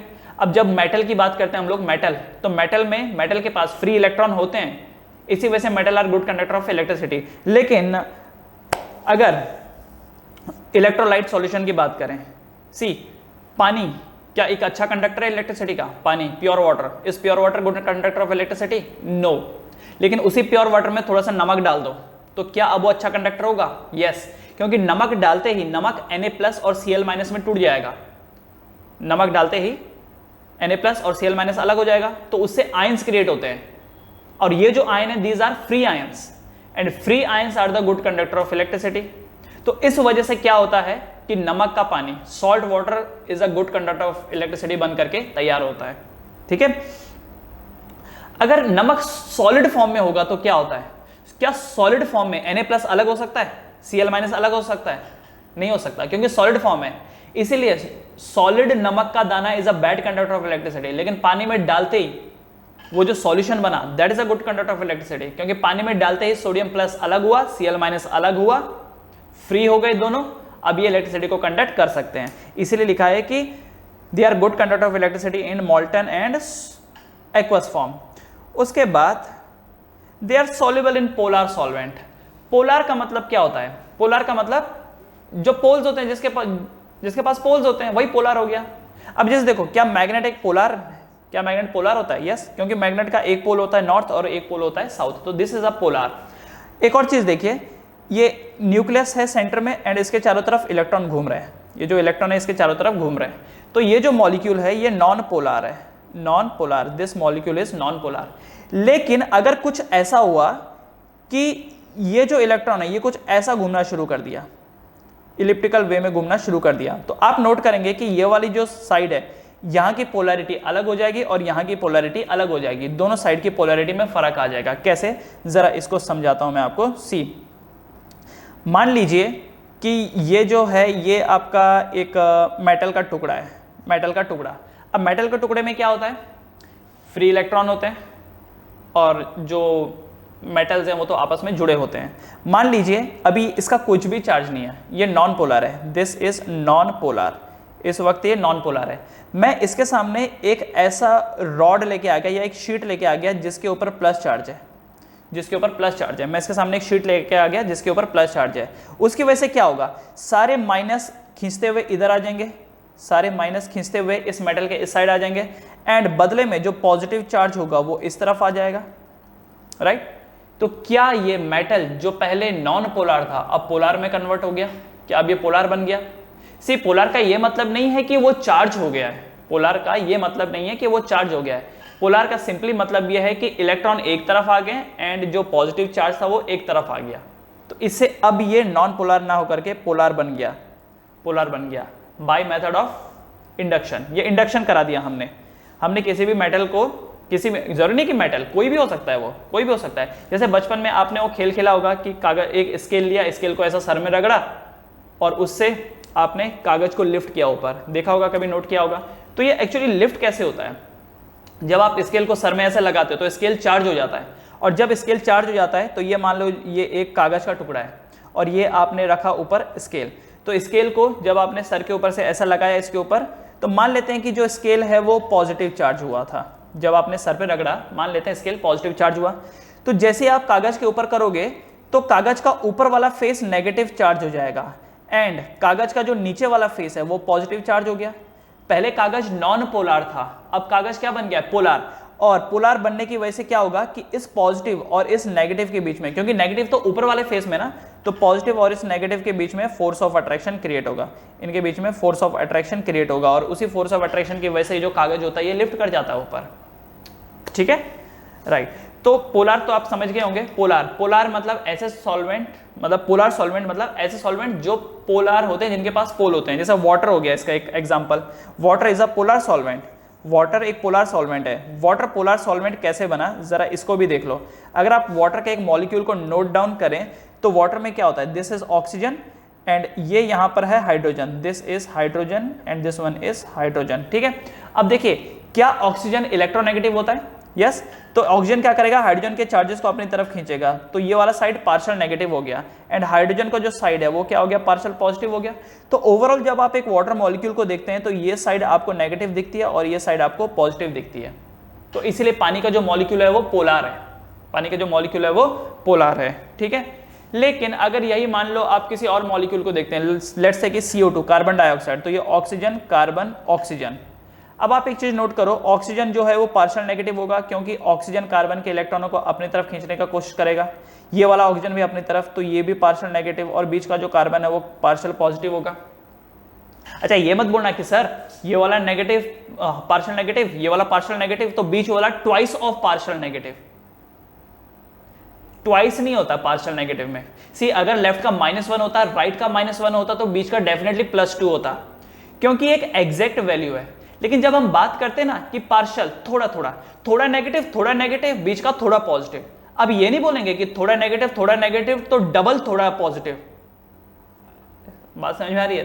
तो थोड़े में नहीं डालते हम लोग, थोड़ा नेगेटिव तो डबल थोड़ा नेगेटिव नहीं, थोड़ा नेगेटिव थोड़ा पॉजिटिव। समझ जाओ, अंडरस्टूडेबल है कि जितना नेगेटिव चार्ज ये लोग जमा कर रहे हैं उसी का इक्विवेलेंट यहां पर भी होगा, बट क्योंकि हम वर्ड पार्शियल का इस्तेमाल कर रहे हैं तो वहां पर हम ये डबल ऑफ पार्शियल नहीं बोलते हैं। इसीलिए ऊपर वाले में भी देखो, वाटर के का मामले में भी देखो, ऑक्सीजन पार्शियल नेगेटिव है और नीचे वाला दोनों पार्शियल पॉजिटिव, तो मैंने ऑक्सीजन को ट्वाइस ऑफ पार्शियल नेगेटिव नहीं कहा, तो ध्यान रखिए यहां पर वो चीज नहीं करनी होती है। अब आप जरा कार्बन डाइऑक्साइड के मॉलिक्यूल को देखिए, क्या ये आपको पोलर दिखाई दे रहा है? क्या ये पोलर दिखाई दे रहा है? जरा इधर नोट करो, ये वाला साइड नेगेटिव, ये वाला साइड पार्शियल नेगेटिव, ये पार्शियल नेगेटिव और ये पार्शियल पॉजिटिव। तो क्या ये पोलर बना? पोलर का मतलब तो ये होता है कि एक साइड पॉजिटिव होना चाहिए और एक साइड नेगेटिव। इसकी तो दोनों ही साइड नेगेटिव है, इसकी तो दोनों ही साइड नेगेटिव है, बीच में ये पॉजिटिव है। तो क्या ये पोलर हुआ? ये पोलर नहीं हुआ। याद रखिए, पोलर तब बनता है जब एक साइड प्योर नेगेटिव हो और एक साइड प्योर पॉजिटिव हो, तब जाकर के आप बोल सकते हो कि ये पोलर है। ऐसे नहीं कि एक साइड लेफ्ट एंड पूरे तरीके से नेगेटिव, राइट एंड पूरे तरीके से नेगेटिव और बीच में पॉजिटिव, तो ये पोलार नहीं हुआ, इसे हम पोलार नहीं कहते हैं। क्लियर? तो carbon dioxide is not a polar molecule, carbon dioxide polar molecule नहीं है।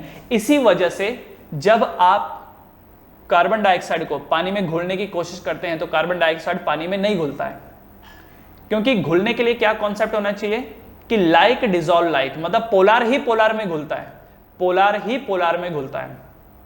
आप जैसे होते हैं आपकी संगत भी वैसे ही होती है, ये सुना भी होगा, बड़े बुजुर्ग कहते हैं, और ये है भी, आप जैसे होते हैं आपकी संगत भी वैसी ही होती है। एक आर्टिस्ट को दूसरा आर्टिस्ट ही पसंद आता है, एक स्पोर्ट्स वाले को दूसरे स्पोर्ट्स वाले के साथ रहना ही पसंद आता है, क्योंकि जो जैसा होता है वो उसी के साथ घुलता है। एक इंग्लिश में भी ये डायलॉग है कि bird of same feather flock together, है ना, bird of same feather flock together, समझ गए होंगे इसका मतलब क्या है, right.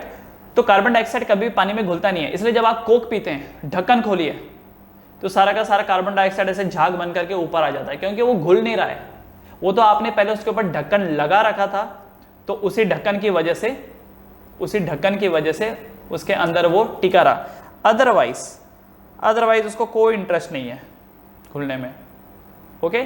But NaCl sodium chloride पानी में घुल जाता है। क्यों घुल जाता है? क्योंकि सोडियम क्लोराइड में Na+ है और Cl- है, पोलार है, तो नमक पानी में घुल जाता है और इतना अच्छे से घुल जाता है कि फिर उसका सेपरेशन फिजिकल प्रोसेस से काफी मुश्किल है, राइट। तेल कभी पानी में घुलता है? तेल पानी में नहीं घुलता है, तेल हमेशा फ्लोट करके ऊपर आ जाता है। क्यों? क्योंकि तेल नॉन पोलर सब्सटेंस है, पानी पोलर सब्सटेंस है, तो नॉन पोलर कभी भी पोलर में नहीं घुलता है। पोलर में डिसॉल्व होता है, नॉन पोलर में डिसॉल्व होता है, ओके। और डिसॉल्व ना होने की जो वजह है ये भी मैं आपको बता देता हूं। सी, पानी क्योंकि पोलर है, तो पानी दूसरे पोलर के साथ चिपका रहना पसंद करता है। देखो, पानी का एक साइड प्लस है और एक साइड माइनस है, तो दूसरे पानी का भी एक साइड प्लस होगा एक साइड माइनस होगा, तीसरे का भी एक साइड प्लस एक साइड माइनस, है ना।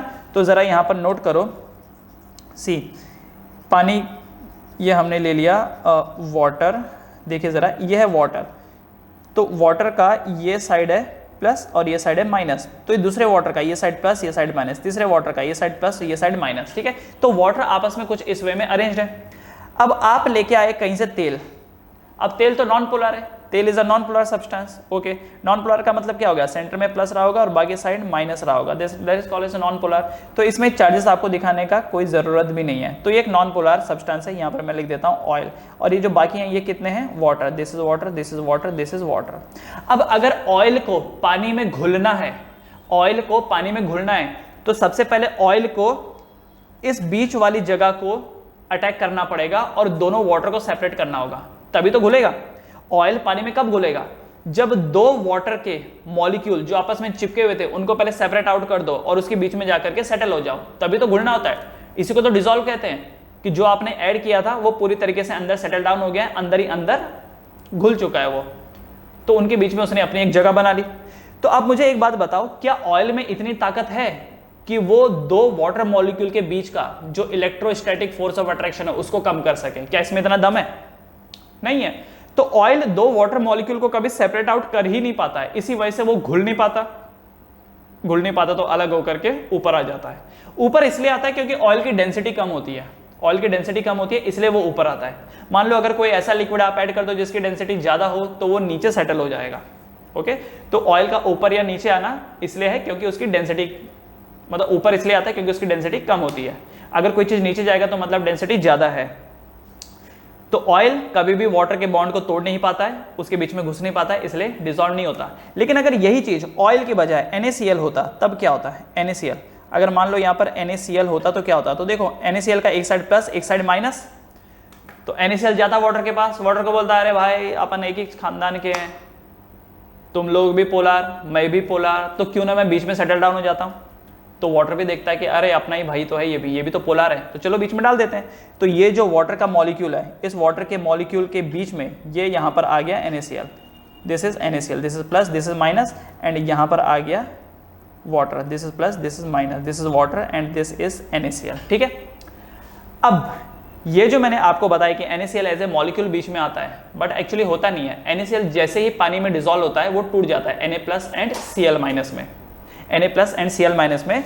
तो ये तो मैंने जस्ट एक समझाने के लिए आपको दिखाया है। असल में जो कहानी होती है वो कुछ ऐसी होती है कि जब NaCl पानी में गिरता है तो वो टूट जाता है किसमें, Na+ में एंड Cl- में। ओके, तो वाटर क्या करता है, वाटर का जो नेगेटिव हिस्सा है वो Na के साथ जुड़ जाता है। तो नेगेटिव हिस्सा कौन है वाटर का, ऑक्सीजन।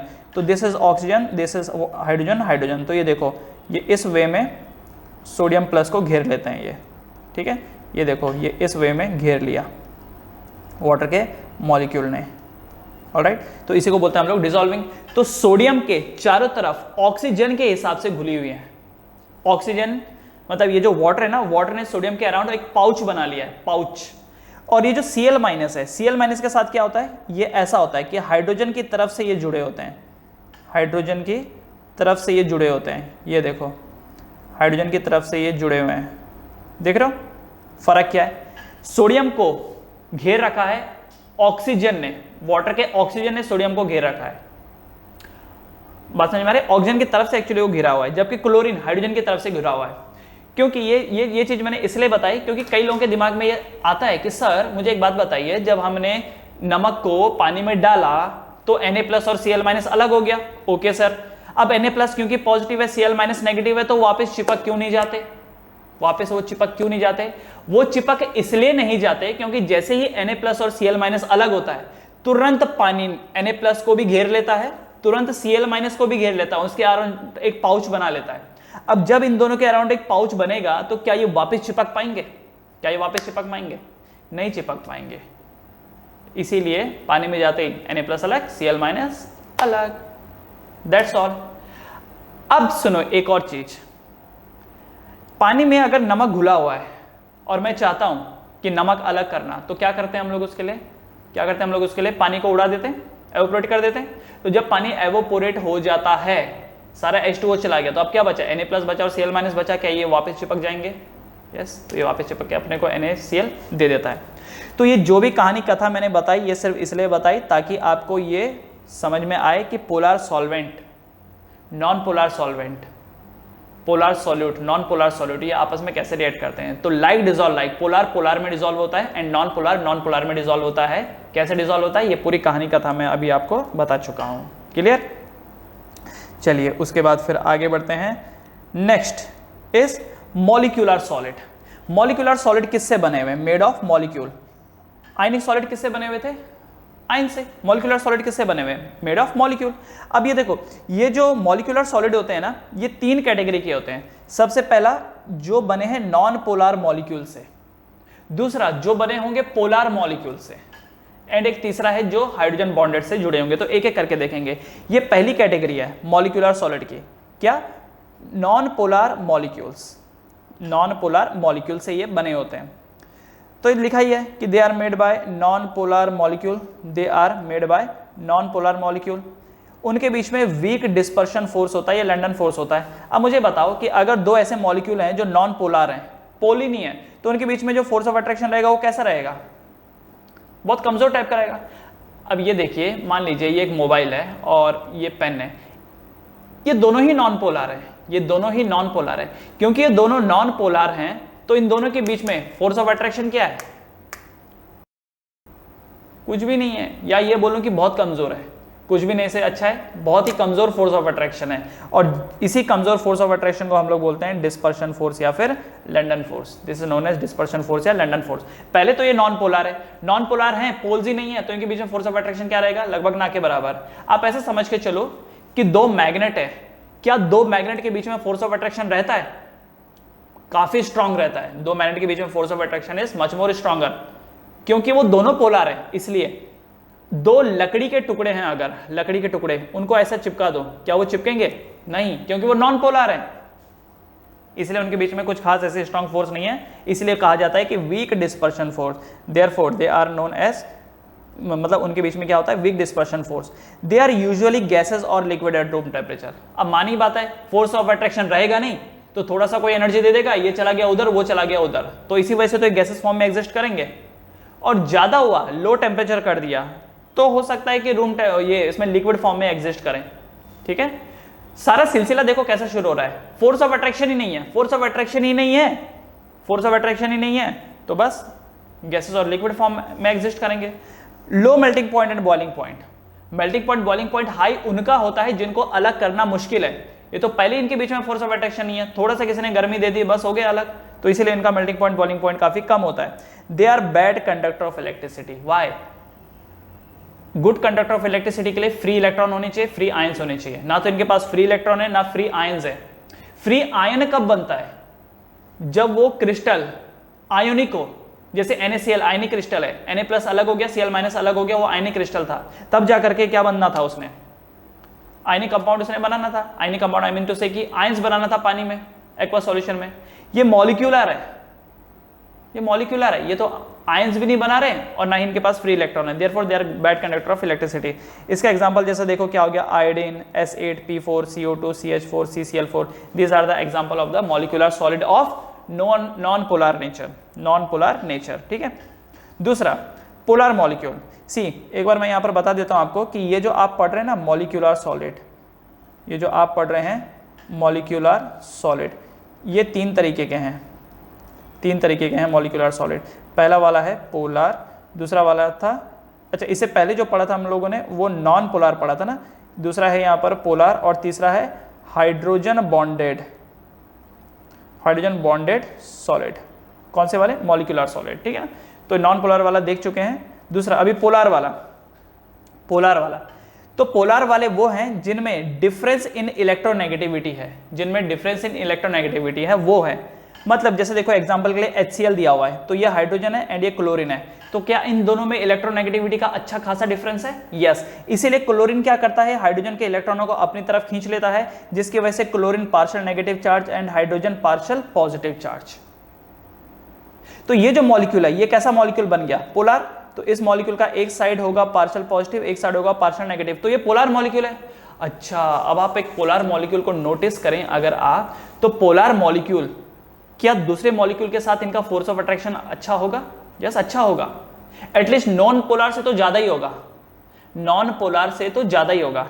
एक चीज यहां पर ध्यान रखिएगा, फोर्स ऑफ अट्रैक्शन सबसे ज्यादा तो आयनिक में होता है, फोर्स ऑफ अट्रैक्शन सबसे ज्यादा आयनिक में होता है। देखो आयनिक में क्या है, यह है Na और यह Cl, Na के ऊपर +1 चार्ज, Cl के ऊपर -1 चार्ज, तो एक साइड इसका कंप्लीटली +1 है और एक साइड -1 है।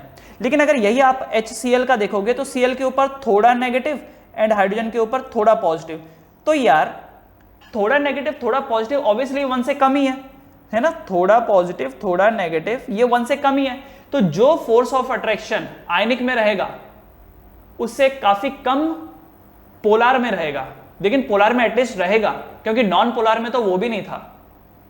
तो फोर्स ऑफ अट्रैक्शन के मामले में देखा जाए तो सबसे बेस्ट कौन निकल के आ रहा था अभी तक? आयोनिक। आयोनिक के बाद कौन? पोलर। पोलर के बाद कौन? Non polar.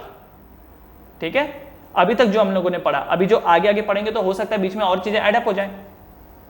तो पोलर मॉलिक्यूल कौन? जिनमें डिफरेंस इन इलेक्ट्रोनेगेटिविटी होती है, जैसे मैंने अभी आपको एग्जांपल दिया HCl का, तो HCl में हाइड्रोजन एंड क्लोरीन के बीच में इलेक्ट्रोनेगेटिविटी का डिफरेंस है। अब इनके प्रॉपर्टीज देख लेते हैं। इनके बीच में dipole dipole force of attraction है, ऑब्वियसली पोलर हैं तो ये भी पोलर होगा ये भी पोलर होगा, तो डाइपोल डाइपोल इंटरेक्शन हो गई। Stronger than the non polar molecule, ये भी अंडरस्टूडेबल है। गैसियस और liquid at room temperature, okay. Ionic वाले जो थे वो प्रॉपर सॉलिड थे, जो नॉन पोलर वाले थे वो लिक्विड एंड गैसेस थे। ये जो हैं ये भी लिक्विड एंड गैसेस हैं, लेकिन इनका melting point and boiling point उनसे तो ज्यादा होगा, नॉन पोलर वालों से ज्यादा होगा, क्योंकि नॉन पोलर के बीच में बिल्कुल भी फोर्स ऑफ अट्रैक्शन नहीं था, ये बहुत ही कमजोर था। इनके बीच में फोर्स ऑफ अट्रैक्शन है, फोर्स ऑफ अट्रैक्शन है, ये डाइपोल डाइपोल है तो फोर्स ऑफ अट्रैक्शन है, लेकिन इनका फोर्स ऑफ अट्रैक्शन आयनिक वालों से कम है एंड नॉन पोलर वालों से ज्यादा है। तो इसी वजह से ये गैसेस एंड लिक्विड होंगे रूम टेम्परेचर पे, लेकिन इनका मेल्टिंग पॉइंट बॉइलिंग पॉइंट ज्यादा होगा, मतलब ये हाई टेम्परेचर पे ही लिक्विड एंड गैसेस के फॉर्म में एग्जिस्ट करेंगे, बाकी लो टेम्परेचर पे ये एटलीस्ट थोड़ा सॉलिड वाला फॉर्म दिखाएंगे। ठीक है, they are bad conductor of electricity, क्यों? क्योंकि ये आयंस क्रिएट नहीं कर पाते हैं, ये आयंस क्रिएट नहीं कर पाते हैं। ठीक है, melting point of polar molecule is greater than non polar, ये भी मैंने बता दिया, ठीक है, ये चीज भी यहां पर आ गई। अच्छा, ये जो प्रॉपर्टीज हम पढ़ रहे हैं ना, दीज आर जनरल प्रॉपर्टीज। अब आपके मन में आए कि नहीं सर, HCl पानी में डालते ही H+ और Cl- रिलीज करता है। देखो ना सर, उसने तो आयन प्रोड्यूस किए, तो उसका एक बार सॉल्यूशन तो गुड कंडक्टर ऑफ इलेक्ट्रिसिटी होना चाहिए ना। हाँ, तो होना चाहिए, है गुड कंडक्टर। पर क्या सारे हैं? पर क्या सभी हैं? पानी भी तो पोलार है। क्या पानी गुड कंडक्टर ऑफ इलेक्ट्रिसिटी है? नहीं है। पानी में नमक डालोगे तो गुड कंडक्टर ऑफ इलेक्ट्रिसिटी बनता है। प्योर वाटर है क्या गुड कंडक्टर ऑफ इलेक्ट्रिसिटी? नहीं है। तो ये जो बात हो रही है ना, ये जनरलाइज हो रही है। केमिस्ट्री पढ़ रहे हो तो एक्सेप्शंस तो जरूर आएंगे। तो जब भी किसी पर्टिकुलर केमिकल का आपको पूछा गया है कि बताओ ये बैड कंडक्टर होगा या नहीं होगा, तो आपको उसी की प्रॉपर्टी के हिसाब से बात करनी होगी। तब आप जनरलाइज वर्जन मत रखिएगा। यहां हम लोग एक जनरलाइज तरीके से चीजों को देख रहे हैं, ठीक है। एग्जाम्पल इसका हो गया HCl SO2 sulphur dioxide, right. उसके बाद ये जो तीसरी कैटेगरी है, hydrogen bonded molecular solid. Hydrogen bonded molecular solid, ये वो कंपाउंड्स है जिसमें हाइड्रोजन होता है एंड साथ साथ में एक इलेक्ट्रोनेगेटिव एलिमेंट होता है। इलेक्ट्रोनेगेटिव एलिमेंट का मतलब क्या हो गया? नाइट्रोजन हो गया, क्लोरीन हो गया, फ्लोरीन हो गया, है ना, ऑक्सीजन हो गया। these all are called as electronegative element, right. और ये भी कैसे हैं? ये हाईली इलेक्ट्रोनेगेटिव है। अगर इनमें से कोई भी हाइड्रोजन के साथ कनेक्टेड है तो वो कहलाएगा हाइड्रोजन बॉन्डेड मॉलिक्यूलर सॉलिड, जैसे NH3। तो क्या यहाँ पर हाइड्रोजन नाइट्रोजन से डायरेक्टली कनेक्टेड है? यस, कनेक्टेड है। या जैसे हाइड्रोजन फ्लोराइड हो गया, जैसे H2O हो गया, है ना, जैसे HCl हो गया। अब आप बोलोगे सर HCl जो है वो तो पोलार में आ गया, क्या वो हाइड्रोजन बॉन्डेड मॉलिक्यूल्स में आता है? तो देखो एक चीज समझो, ये जो पोलार मॉलिक्यूल है ना, पोलार तो कोई भी हो सकता है।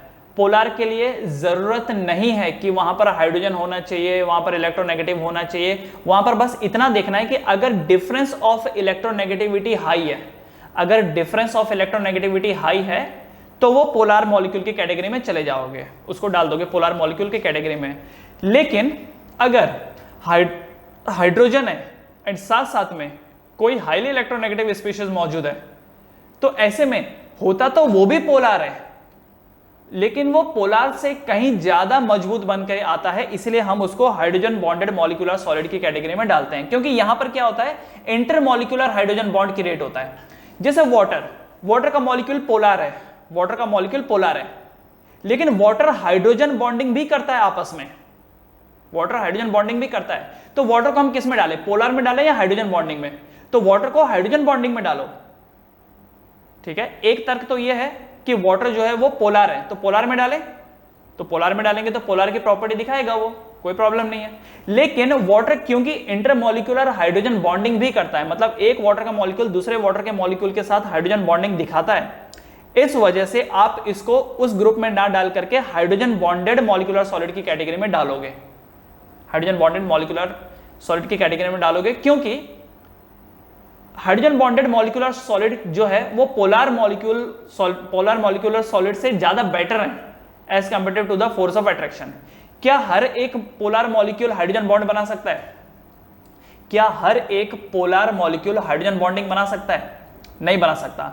तो जो पोलार मॉलिक्यूल हाइड्रोजन बॉन्डिंग नहीं बना सकते उनको आप पोलार मॉलिक्यूल में डालिए, एंड जो मॉलिक्यूल हाइड्रोजन बॉन्डिंग बना सकते हैं उनको आप हाइड्रोजन बॉन्डिंग में डालिए, ठीक है, उनको आप हाइड्रोजन बॉन्डेड मॉलिक्यूलर सॉलिड में डालिए। ये बात क्लियर है?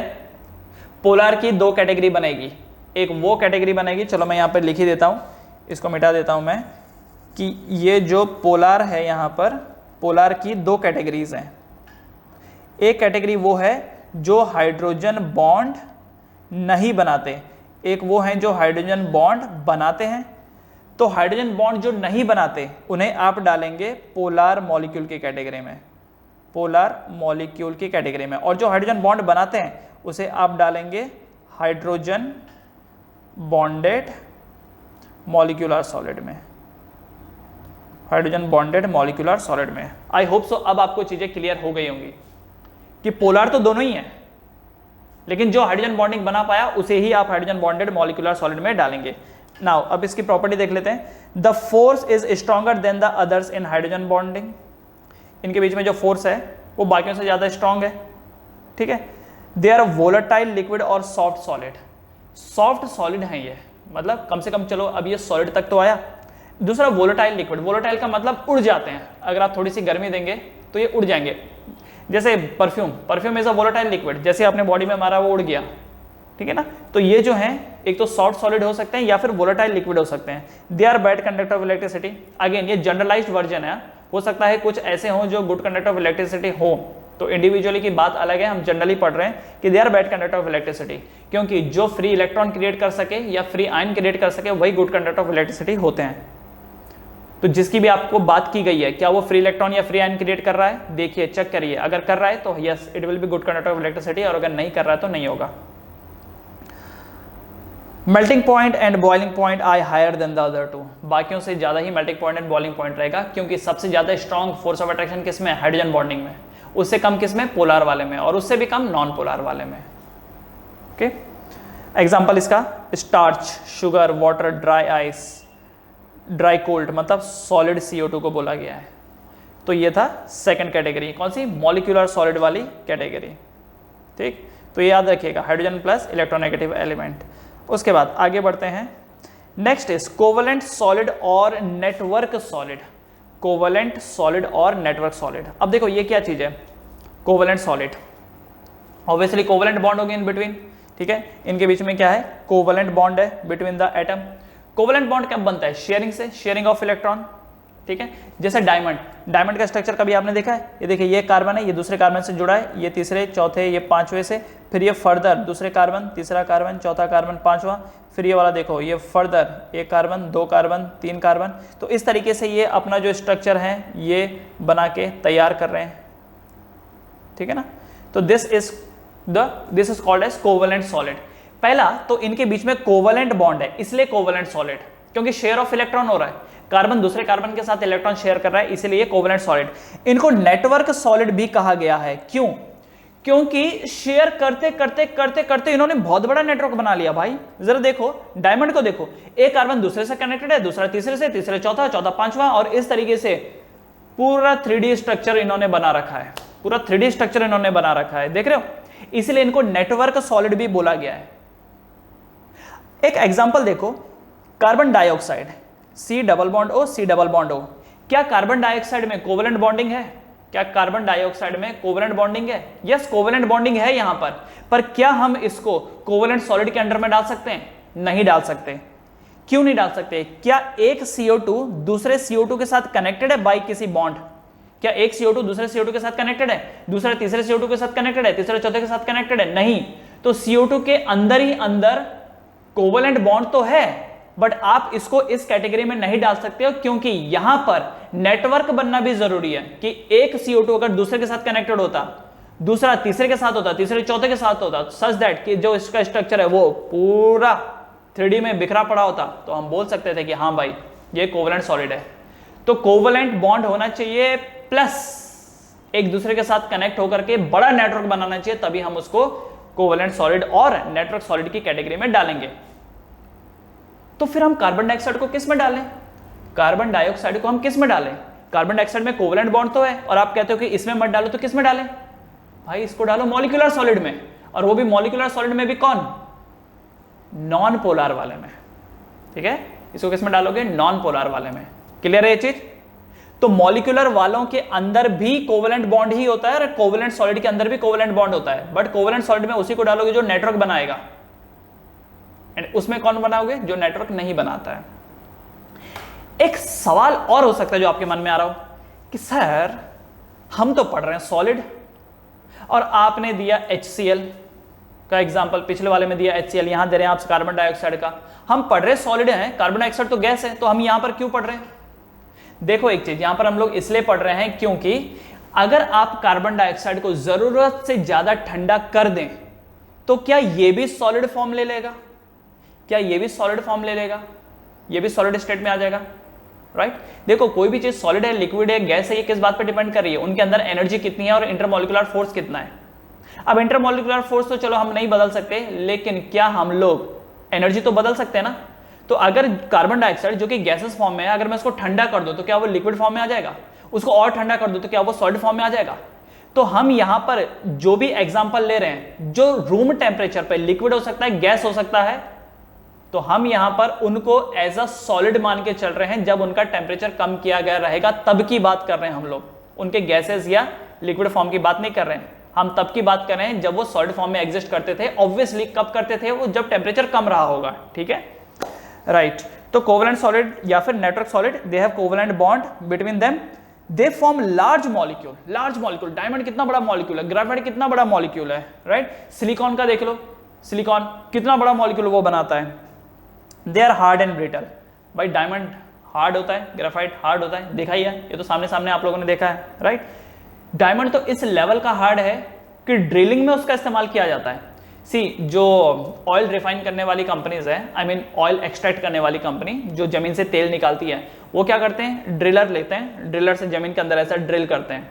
अब यार ये जो जमीन के अंदर ड्रिल कर रहे हैं, ये वाला जो ड्रिलर का मुंह है, अगर ये लोहे का बना होगा तो क्या होगा, लोहे का बनेगा, घिसेगा तो लोहा गर्म होगा। देखो घिसने से फ्रिक्शन क्रिएट होता है, फ्रिक्शन क्रिएट होएगा तो इसका जो आगे का पार्ट है ये मेल्ट होने के कागार पे आ जाएगा। ये मेल्ट होगा तो उसकी जो धार है वो खराब हो जाएगी। कभी देखा आपने ड्रिलर के आगे धार बनी हुई होती है, ऐसा नहीं कि बस एक लोहा डाल दिया और ड्रिल करो, नहीं, धार बनी होती है आगे। तो जब कोई ड्रिल करता है ना तो फ्रिक्शन की वजह से आगे का पार्ट गर्म हो जाता है, वो जो धार होती है वो खराब हो जाती है उसकी वजह से, क्योंकि गर्म होता है तो चीजें मेल्ट होनी शुरू हो जाती है ना, तो धार होती है वो डिस्ट्रॉय हो जाती है। तो इसीलिए ये जो कंपनीज है वो क्या करते हैं, उस ड्रिलर के आगे एक डायमंड लगा देते हैं। ऑब्वियसली घटिया क्वालिटी का ही डायमंड होगा, जो कि एटलीस्ट आप ज्वेलरी के फॉर्म में इस्तेमाल नहीं कर सकते, पर हाँ ड्रिलिंग जरूर कर सकते हो, ठीक है। ये वो डायमंड नहीं होते जो सुनार की दुकान पे आपको मिल रहे हैं, जिसको आप पहन के घूम सकते हो, नहीं भाई, ये अलग तरीके के डायमंड होते हैं जो बहुत हार्ड होते हैं एंड ड्रिलिंग के ही पर्पस के लिए काम आते हैं। क्योंकि डायमंड बहुत ज़्यादा हार्ड होता है, इसका मेल्टिंग पॉइंट बहुत ज़्यादा होता है, तो इसके नोक पे डायमंड लगा देने से क्या होता है कि ड्रिलिंग काफ़ी आसान हो जाता है, ओके, और लंबे टाइम तक ड्रिलिंग चल सकता है। वरना दिन भर अगर आप इसका निब ही बदलते रहेंगे तो ड्रिल कब करेंगे, okay. So they have high melting point and boiling point. They are poor conductor of electricity except graphite.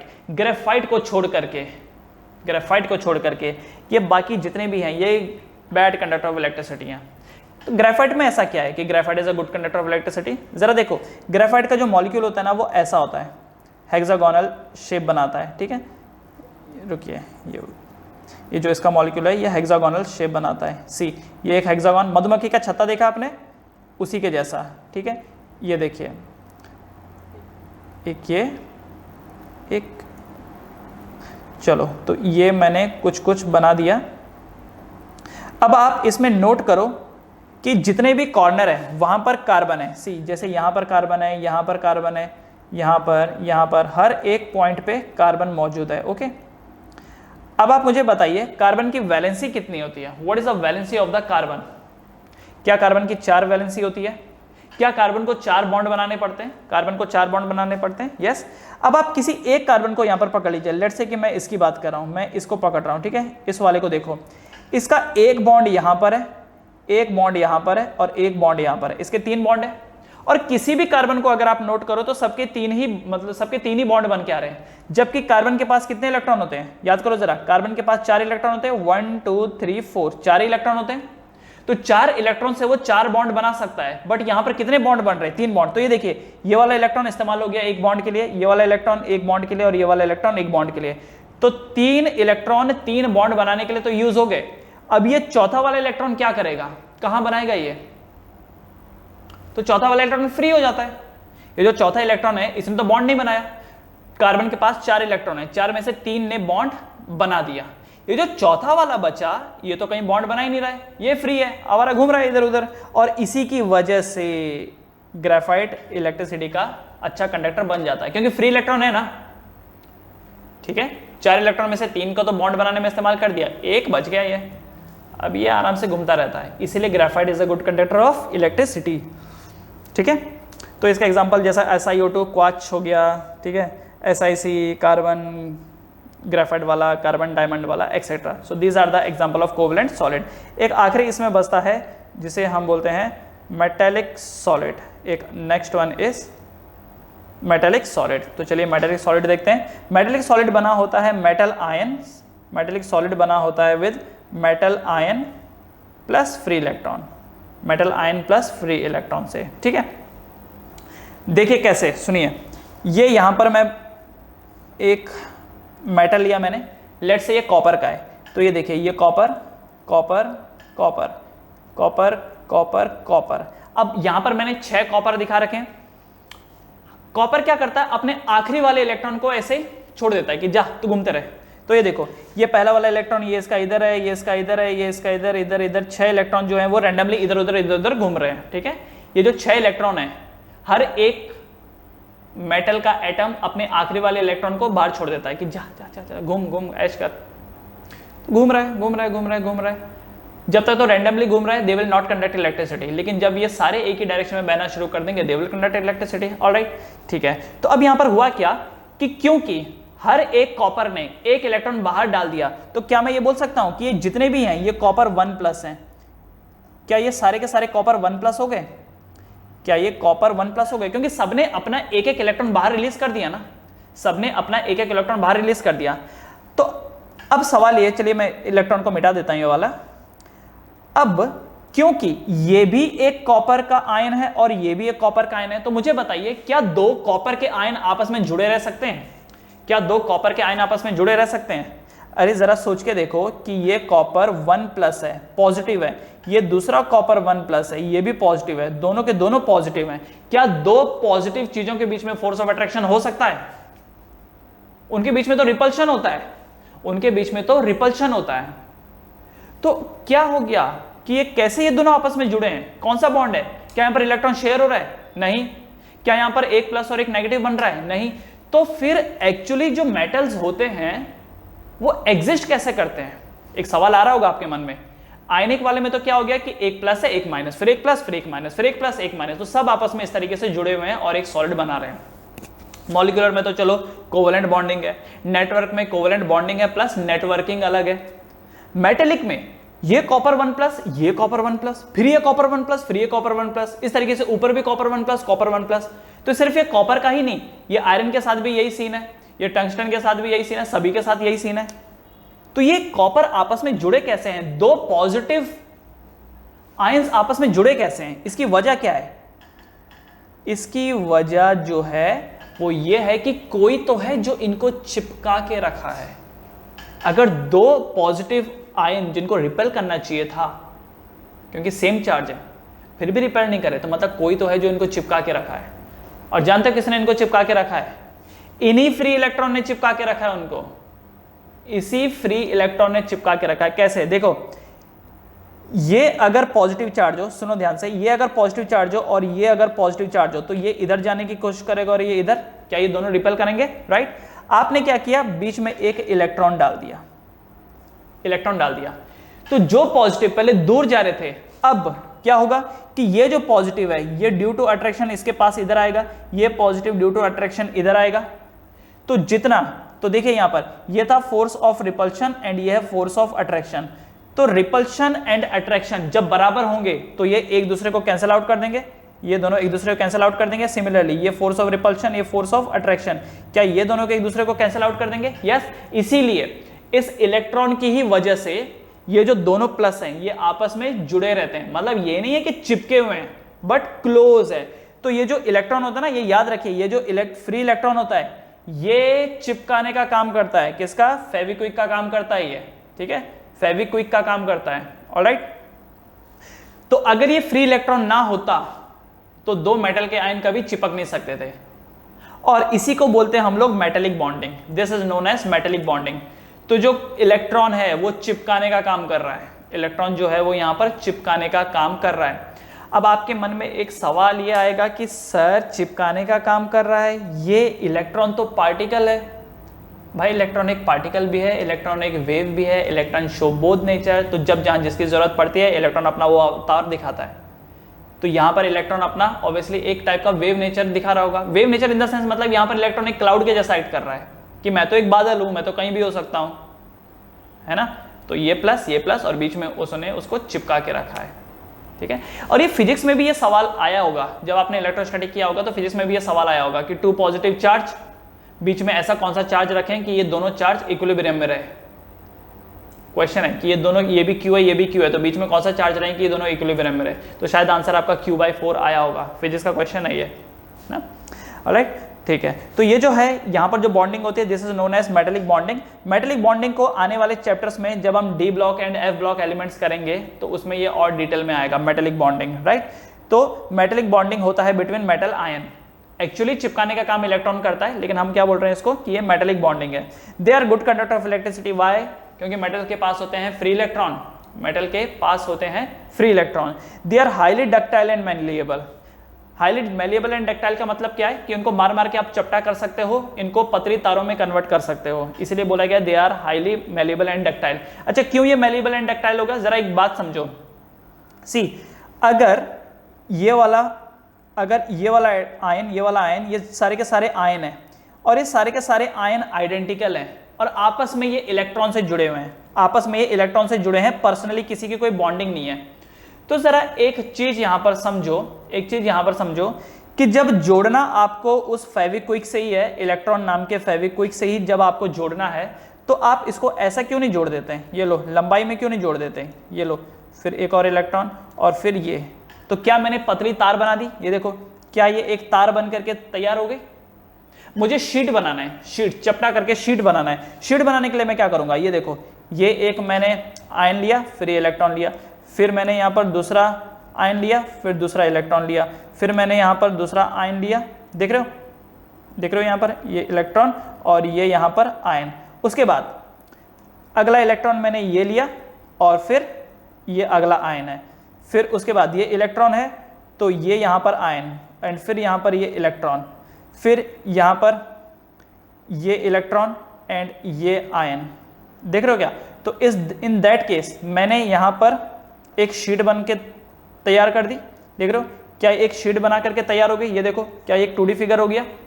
जब मेरे को चिपकाना उस फेविक्विक से ही है, इलेक्ट्रॉन नाम के फेविक्विक से है, तो मैं चिपका के एक पतली माला बना सकता हूं ना, राइट? और चिपका के मैं ये 2D फिगर भी तो बना सकता हूं। इसीलिए यहां पर क्या होता है, they are highly malleable and ductile. इनको मार मार के आप शीट में कन्वर्ट कर सकते हो, इनको मार मार के आप पतली तार में कन्वर्ट कर सकते हो, क्योंकि अल्टीमेटली इलेक्ट्रॉन ही है जो इनको चिपका रहा है आपस में, ठीक। Since position of kernel can be changed. अच्छा, कर्नल क्या होता है? ये देखो, ये जो मेटल आयन है ना, इन्हीं को ही कर्नल बोला जाता है, इनके झुंड को, ठीक है, इनके झुंड को ही कर्नल्स बोला जाता है। मतलब ये मेटल है और बीच में क्या है, सब कॉपर है। कॉपर जब अपने इलेक्ट्रॉन अपने ऑर्बिट से बाहर फेंक देते हैं तो बचेंगे क्या? कॉपर के आयंस। उन्हीं कॉपर के आयंस को कर्नल्स कहा जाता है, ठीक है, उन्हीं कॉपर के आयंस को कर्नल कहा जाता है। बेसिकली मेटल आयन, जरूरी नहीं कि सिर्फ कॉपर ही, मेटल आयंस को ही कर्नल कहा जाता है। उसके बाद दे आर हार्ड मेटल। हर मेटल हार्ड होता है, ये तो आपने देखा ही है, ये जो मेटल होते हैं दीज आर हार्ड। इसका एग्जांपल क्या हो गया? Sodium, sodium, gold, copper, magnesium, metal and alloy. एक बार मैं दोबारा से आपको ये याद दिलाना चाहता हूं कि ये जो आप चीज पढ़ रहे हैं ना, ये जनरल पढ़ रहे हैं, क्योंकि जस्ट अभी ऊपर लिखा था हार्ड मेटल और नीचे आपने देखा sodium. Sodium actually hard metal नहीं है, सोडियम तो चीज के जैसा होता है, आप उसको कट कर सकते हो। तो ये जितनी भी चीजें आप पढ़ रहे हो ना, ये एक जनरल सेंस में पढ़ रहे हो। बाकी जब इंडिविजुअली आप किसी चीज के बारे में पढ़ो ना, तो आपको पता चलेगा कि हो सकता है उसमें कई सारे एक्सेप्शंस आते हो। तो these all things are general only. तो हमने सॉलिड चार तरीके, पहले तो हम लोगों ने पढ़ा सॉलिड क्या होता है, उनकी प्रॉपर्टीज पढ़ी हम लोगों ने। उसके बाद देखा कि सॉलिड दो टाइप के होते हैं, क्रिस्टलाइन होता है और एक एमोर्फस होता है। क्रिस्टलाइन ही ट्रू सॉलिड होते हैं और एमोर्फस जो होते हैं वो सूडो सॉलिड होते हैं, आधे अधूरे। फिर क्रिस्टलाइन सॉलिड चार तरीके के होते हैं, आयनिक जिसमें आयंस इन्वॉल्व है एंड इनके बीच में इलेक्ट्रोस्टैटिक फोर्स ऑफ अट्रैक्शन है। दूसरा मॉलिक्यूलर सॉलिड। मॉलिक्यूलर सॉलिड में क्या होता है कि उनके बीच में बॉन्डिंग होती है, किसके हिसाब से? हो सकता है वहां पर पोलर मॉलिक्यूलर इन्वॉल्व हो सकता है नॉन पोलर हो, और हो सकता है हाइड्रोजन बॉन्डेड इन्वॉल्व हो। तो तीनों की क्या क्या प्रॉपर्टीज है वो हमने देख ली मॉलिक्यूलर सॉलिड में। उसके बाद अगला जो था वो था कोवेलेंट और नेटवर्क सॉलिड। तो जब पार्टिकल्स के बीच में कोवेलेंट बॉन्ड हो सच दैट कि वो एक बड़ा नेटवर्क बना ले, तभी आप उसको कोवेलेंट और नेटवर्क सॉलिड की कैटेगरी में डालते हो। अदरवाइज अगर उधर की उधर बॉन्डिंग, कोवेलेंट बॉन्डिंग बनके खत्म हो गई और वो नेटवर्क नहीं बना पाए, तो हम इसको मॉलिक्यूलर सॉलिड में डाल देते हैं, ठीक है। तो कोवेलेंट सॉलिड या फिर नेटवर्क सॉलिड ये हो गया। And the last one is metallic solid. तो ये जो मेटल होते हैं, मेटल के आपसी उनके अंदर जो बॉन्डिंग होती है that is called as metallic solid. इसमें इलेक्ट्रॉन दो आयंस को चिपकाने का काम करता है, और जब चिपकाना ही है तो आप इसको चिपका चिपका के एक पतली लाइन भी बना सकते हैं और आप चाहो तो इसका एक शीट भी बना सकते हैं। Therefore they are highly malleable and ductile. Alright.